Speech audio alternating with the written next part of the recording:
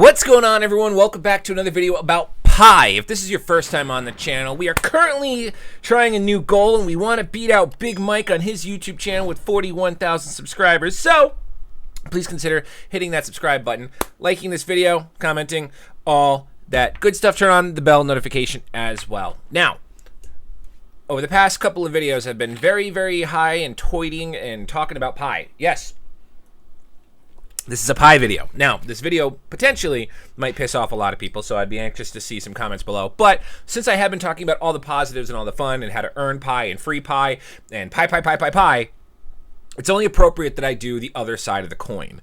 And that's what we're going to talk about today. If you're in Pi, you know I've been in Pi for the past 6 years, pretty much since day one. I'm a foundation pioneer. I only mined for like a week or two, and I earned myself just shy of 2,000 Pi, and a lot of that's locked up. So we're going to cover a lot of that today in this conversation about the fall and some of the negatives and just my impression on the reason why Pi is kind of in the tank right now.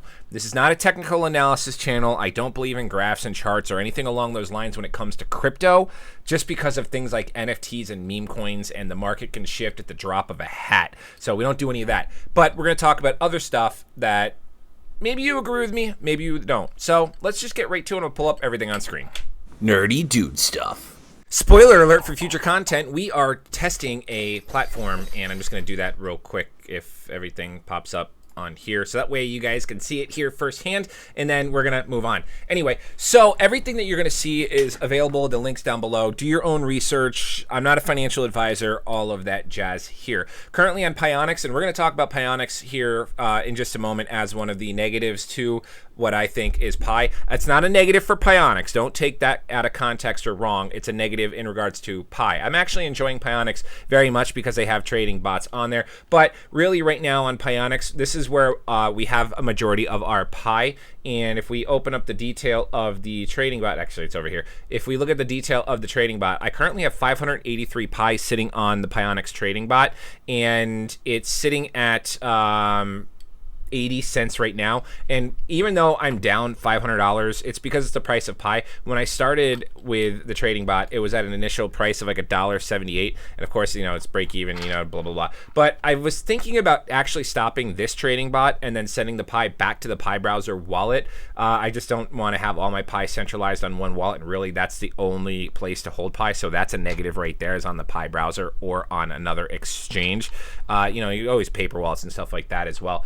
But the Pi browser is not the best, and we'll showcase that here on screen here in just a moment because I'm getting off track. But anyway, so we have half our Pi here and half our Pi on our Pi browser wallet, and then I'm only leaving it here. Like, I don't care to, like, if I stop the bot, that's fine because I'll keep my 585 or 583 Pi or whatever it is.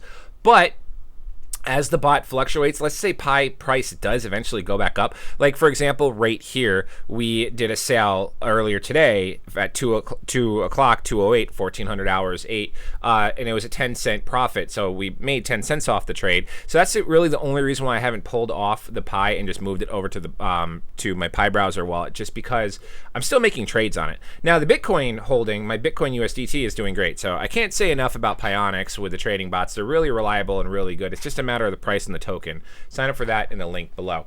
So now let's talk about why I would first start off by saying that just with it being Pionex and as a downfall, as a negative for Pi, is because that is the only US exchange that you can trade Pi on. There's really not a lot of options for us here in the United States. You do have to KYC and along that lines, and Pionex really isn't as huge. So if we pull up CoinMarketCap and we look at the actual volume of the other exchanges that Pi is listed on, Pionex is really small. Like, and you know, it's not for the lack of effort from the Pionex team. Like, props to you guys, and I'm glad you guys have the token. It's the only avenue that we can have. But if you're looking at right now the 24-hour volume on Gate.io, MEXC, you know, we're looking at 77 million, 91 million, 20 million on MEXC, 129 million on Gate.io. So if we go and find Pionex, we're only looking at 1.1 million. There's a huge US market of Pi holders, and we're only looking at 1.1 million in 24-hour trade volume. And the whole total token in 24-hour trade volume is 336. So as a US resident, to see that Pi isn't being listed or even getting the opinion or the impression that Pi is being attempted to be listed on other exchanges or platforms that United States residents can access and use, is kind of a bummer in my opinion.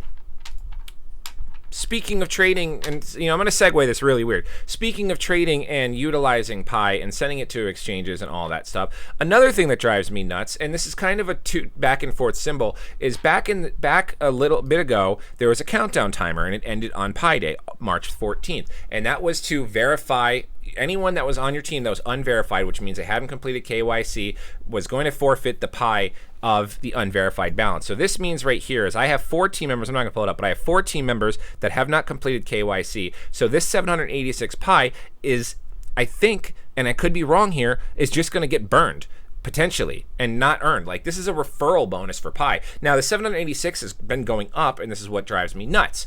So it's going to go away, or maybe we're going to get a little bit. I don't know. Like, the Pi core team really had, like, did they say it's just going to go away, or are we going to get like a consolation prize because we couldn't get someone on our team to KYC, so we get a little bit? So here's what drives me nuts as well. So as of right now, I have 21 people under me. 8 people are actively mining. I've seen that number go up to 13, which is great. But then this has been also increasing my unverified balance, while my transferable balance has been slowly going up as well. So my unverified balance actually in the past week has gone up from 778 to 786, while my transferable balance is only going up like 1 Pi. When we go into my Pi mining, it says I'm mining just shy of 0.03 an hour. So at 0.0296 times 24, I should be getting 0.71 Pi, but I'm only realistically getting everything except my referral rate because everything is currently sitting in unverified. I don't think that's necessarily fair, especially as you're trying to promote and grow the platform. Now, what that means is that everyone that's signing up under me in the past 2 weeks since I started doing Pi videos haven't completed a full 30-day mining session to get their KYC completed.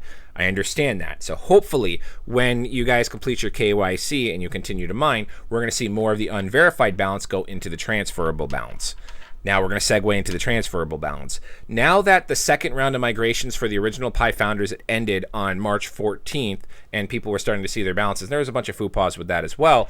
I feel and I believe that someone that's actively mining Pi should have the opportunity to take, or at least be told, what a minimum Pi amount is that they could transfer to migrate to your main net, to your Pi browser wallet. So as of right now, it says that I have a transferable balance, but it says view my checklist. I've already done the checklist, and you'll see this checklist when you guys do this as well. And if I go down here to migrate to mainnet, there's no transfer button.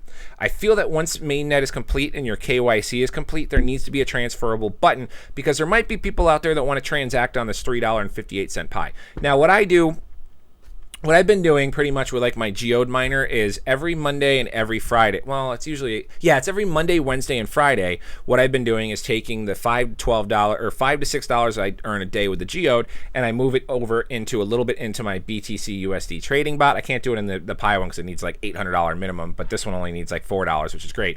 So I move it in either my USDT trading bot, I put it into CRO on crypto.com, I diversify it. I would absolutely love to have Pi as a transferable balance to incorporate, instead of my tokens just sitting there, incorporate my tokens to do something. I believe, the famous quote is, if your money isn't making money for you, or you're not making money while you're sleeping, then you're not successful. I'm trying to be successful. I want to transfer my balance.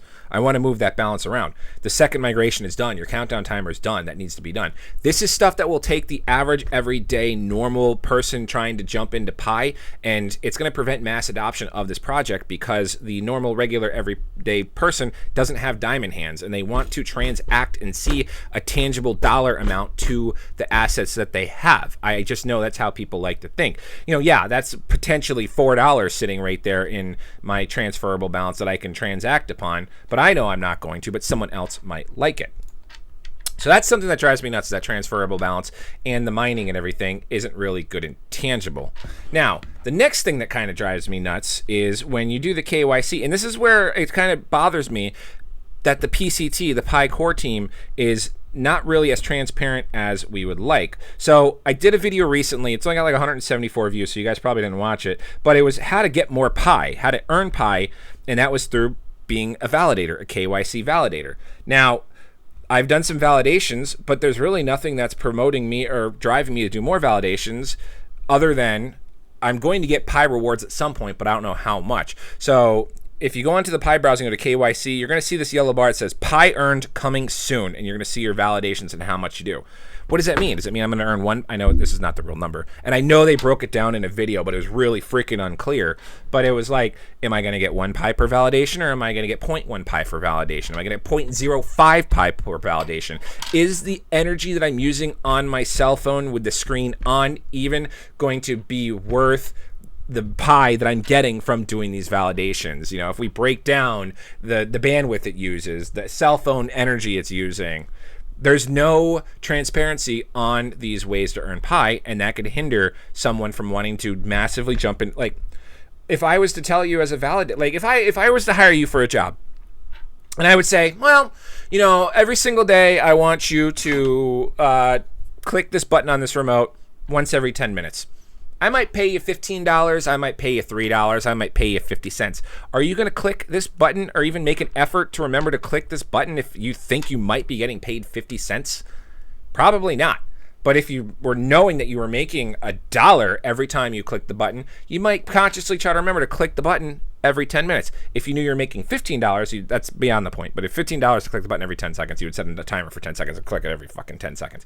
But that's besides the point. That's just another thing. So you want to incentivize people to be validators, which then in turn get your Pi browser to have activity on it, but you don't tell them exactly what they're earning for Pi.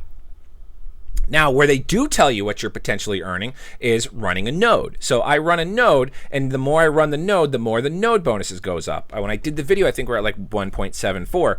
But the node bonus down here, the 2.04 that I'm at, goes into the formula that increases my Pi mining rate to 0.0296, which then in turn goes back into the transferable balance that I can't transfer. So that is then hindering people from wanting to potentially run a node, because now you can't sit there and say, okay, well, if I'm running Pi, and because I'm running the node, I'm getting a 2x multiplier to my mining rate, which is giving me just under 1 Pi a day. Pi is currently, we're just going to say $1. Pi is currently sitting at $1. It costs me about $2 a month to run this little mini PC that I'm using as a validator for my Pi. I want to take out $2 worth of the Pi from my transferable balance to pay, so that way it's a circular pattern where you earn Pi, you pay with Pi, you earn more Pi, and you keep going. That's going to be something that's going to hinder people from wanting to run a node. You know, I could set up my wife's account. I have another mini PC. I have places where I could put this. I could put this at my in-laws' house and run a second Pi node, but there's really no oomph or drive because we can't do anything with the transferable balance.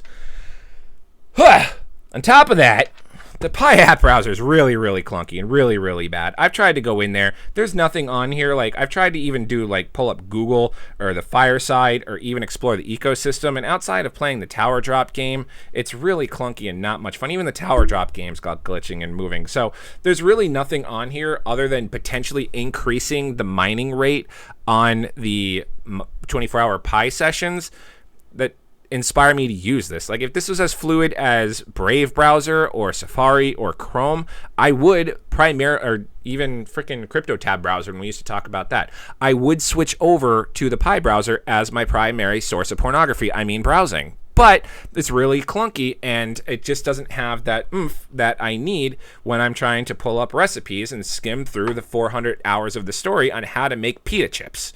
So there's really a lot. I know people on Reddit and everything talk about it, and oh, it's in infancy, and oh, it just hit mainnet. What do you expect? But realistically, the platform's been going for 6 years.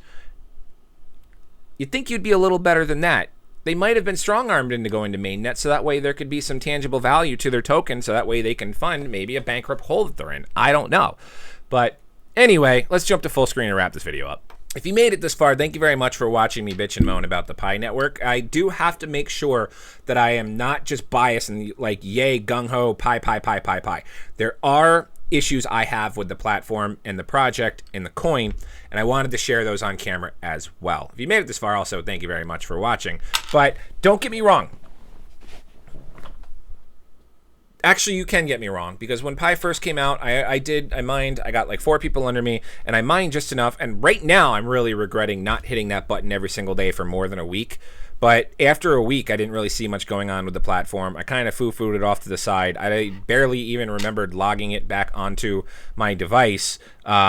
only because of I was having a couple of drinks with my wife and one of her close friends, and she brought Pi up, and she said, "Oh my gosh, I think I did a story about this, like how I had $90,000, and that was in regards to the Pi token. Besides that, I never even, and that was the placeholders when Pi wasn't even on mainnet. Besides those moments, I never really gave Pi a second thought outside of the first like 30 days that I was involved and played around with the platform, because it didn't really do much. And then I jumped back on for a little bit to check on the mining when we were still mining like a token an hour, and the ads started popping up, and I just felt like it wasn't going anywhere. Originally, when I first started doing Pi, I was really excited, and I thought this was what Electroneum was trying to do by being a mobile mining simulation. And I was really gung-ho for that. Flash forward to 6 years later, we get mainnet, everything looks good, the token launches, it hits $3 as an all-time high, and now for the past week, it's just been consistently plummeting and dropping and dropping and dropping and dropping. Positives to that is I am strongly considering a position on where I want to buy another bag full. I actually want to buy a bag of Pi and hang on to it, just because in the long term, I do hope that there could be some serious growth to like $3.14 or $31.40. Maybe $314 would be phenomenal, but I would probably I would probably place hopeful bets that $3.14 to $31.40 would be realistic for the token. I would like to see that. I have really no incentive or need to not have diamond hands in this one. There's been a lot of crypto projects I've been into where I've taken profit, and if I held on a little bit longer or had diamond hands, I'd have 7 figures right now. But I've only ever really had a portfolio for crypto up in about like $10,000, and that's just the nature of my trading habits and buying PlayStations and my truck and all that stuff. But anyway, thank you very much for watching. If you have any questions, comments, or concerns, feel free to reach out to me on Twitter, X, Discord. Link for that should be working in the description, or leave a comment below. I do have my Telegram, but I have not released my new handle since the hacker got me a couple of weeks ago, but I will be releasing that shortly if you guys want to reach out. I really hate that platform. It's all just scams and hacks anyway. But other than that, like, comment, subscribe, turn on the bell notification, all that good YouTube stuff. I'm Oprius. We'll see you guys next time.